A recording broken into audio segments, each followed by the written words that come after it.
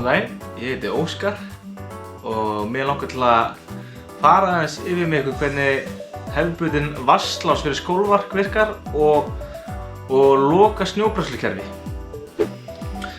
Hérna ég með 50 mm skólvasa vatnsslás. Og þessi vatnsslásar eru byggðir þannig að þeir koma saman í 3 pörtum.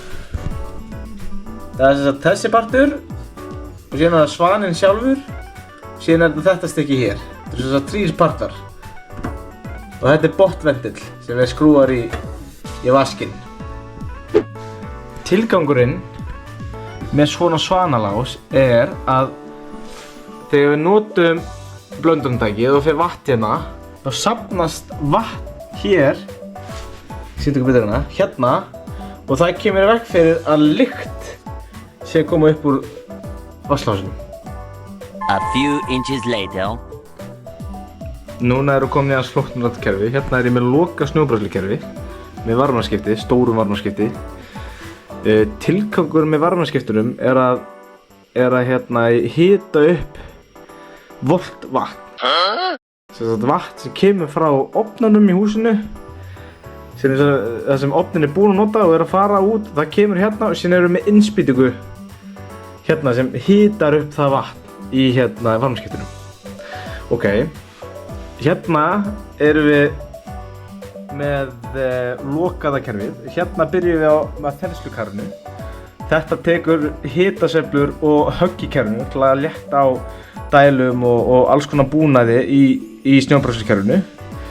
Hér ég með loftaðskilju. Hún ef það myndast loft í kerfinu, mjög oft þegar fólk að hleypa út í fyrsta skipti, frostlaurinn á þessu kerfi, þá tappar hún loftið af hér.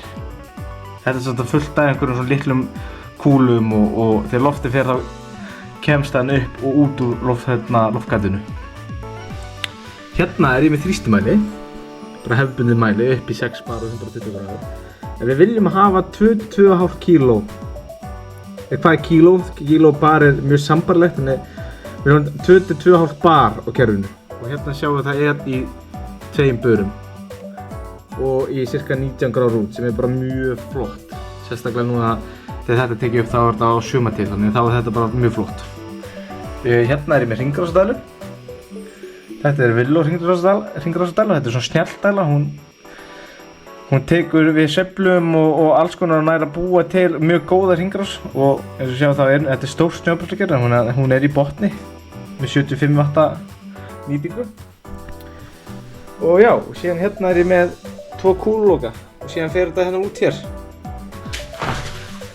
Jæja, núna ætti að vera með svona grunnþekkingu á hvernig vatnsslás virkar. Vatnsslásinn sem ég sýndi ykkur á, 50 mm vatnsslásinn og loka snjóbræðslukerfi. Þetta eru flókin kerfi, þannig við fórum mjög einfaldlega yfir þetta. Það margt sem spilar inn í þessu en svona í fljótu bragði þá held ég ná að útskýra svona meginatriðin með þessum kerfum. Ég heiti Óskar og takk fyrir mig.